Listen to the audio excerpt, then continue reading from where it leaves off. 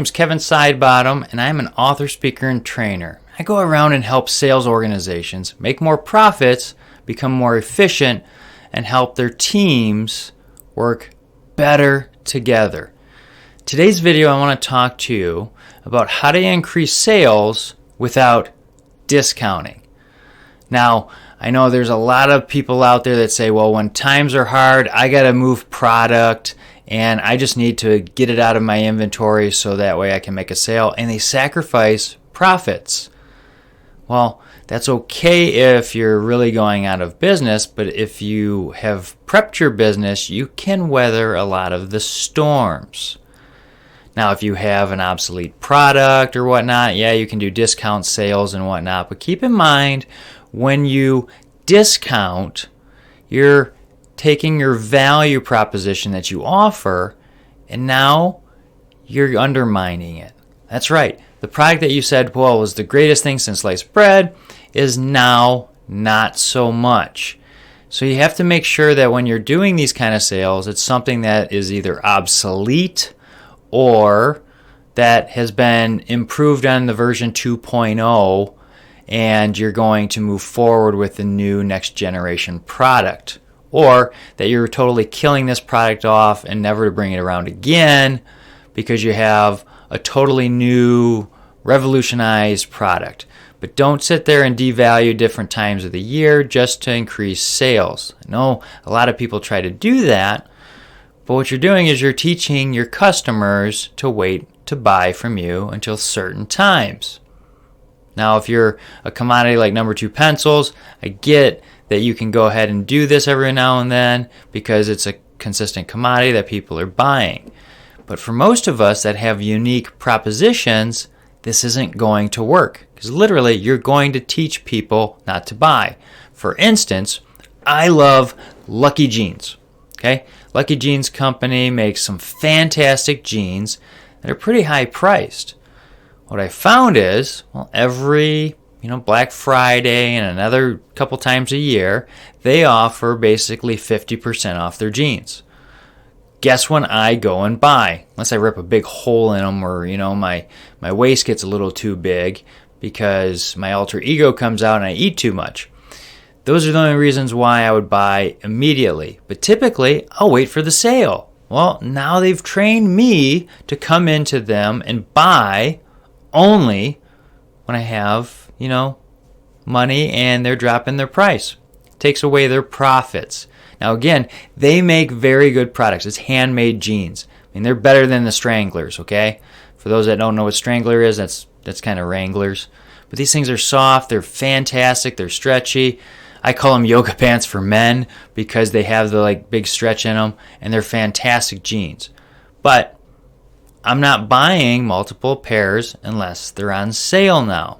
Well, they've trained me on that, and they've taken away some of their value because of that. Now, I want you to remember when you're going to lower price on something that you're currently selling a lot of, well, you typically have to sacrifice something.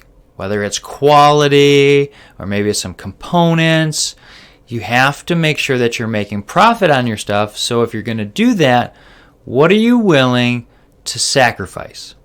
That's because you're going to have to do that. Now, that's not a good proposition because all those people that have currently bought your product and service are now seeing it cheaper, and you have to go validate why it's cheaper and explain to them that they have a better product or whatnot. Because if they just see it as a cheaper price, they're going to feel a little slighted. So we need to make sure that when we do this, we do it with a lot of planning and understanding what we're doing. Okay? Now here's the other deal. Just by discounting price, you're saying, hey, I want to be a cheap product. Well, cheap product has a notation of not very good value. Cheap products sell fast, but they don't offer the value that someone wants. So again, you're going to have to think of yourself as a commodity at that point. And the only differentiating factor is price. Now, we want to make sure that if we're selling and trying to make a lot of profit, that we do have a product and service that we show the right value to the customers. Now, here's what I recommend instead of decreasing the price. That's right. Here's what we do. We make sure that we have a solid sales process that answers the 5 buying decisions that the customers have. And this works with new customers and current customers. We need to make sure that our sales process is evolving with the market and hitting all the needs that the customers have. So we need to do some investigation with our customers. And when we sell our customers, typically we're not doing a one and done deal. We want to make sure that we're focused on a good flowing relationship. And it's growing and growing and growing. We don't just do one and dones, which typical salespeople do. Now, in my sales process, I show you how to do that in the extra steps after the customer buys, which is essential. Okay? So we want to make sure that we have a good, solid sales process. But here's the other thing we need to do. We need to constantly be investing in our sales team. That's right. We need to invest in them in trainings at least once a year, if not twice, because it's been proven to show profits go up and sales go up just by implementing a new training with your sales team, because they have a new tool and a new spin on how to sell something. We need to make sure that we're investing in our team constantly for growth, because when we learn more, we grow more, we evolve. So we need to make sure that we're investing in our teams.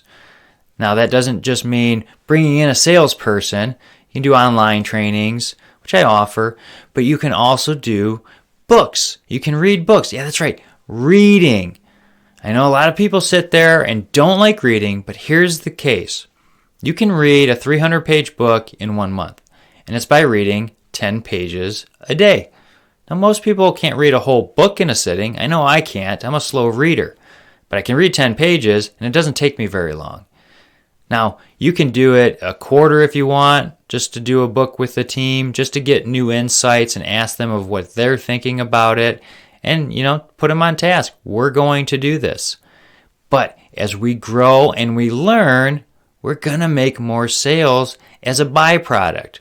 So we need to make sure that we're constantly learning. We also need to be constantly studying the marketplace.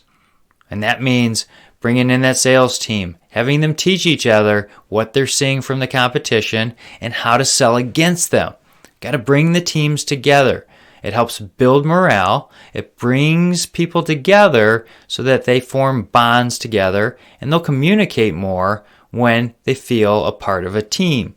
So we need to keep investing in our teams if we don't want to just decrease our price. All right? If you have any questions on this topic, feel free to reach out. All my contact information is below in these videos. And if you liked it, hit like, subscribe, just so more people can get visibility to it, so it can help more people. Because that's what I'm here to do, is help you guys. All right? We'll see you next time.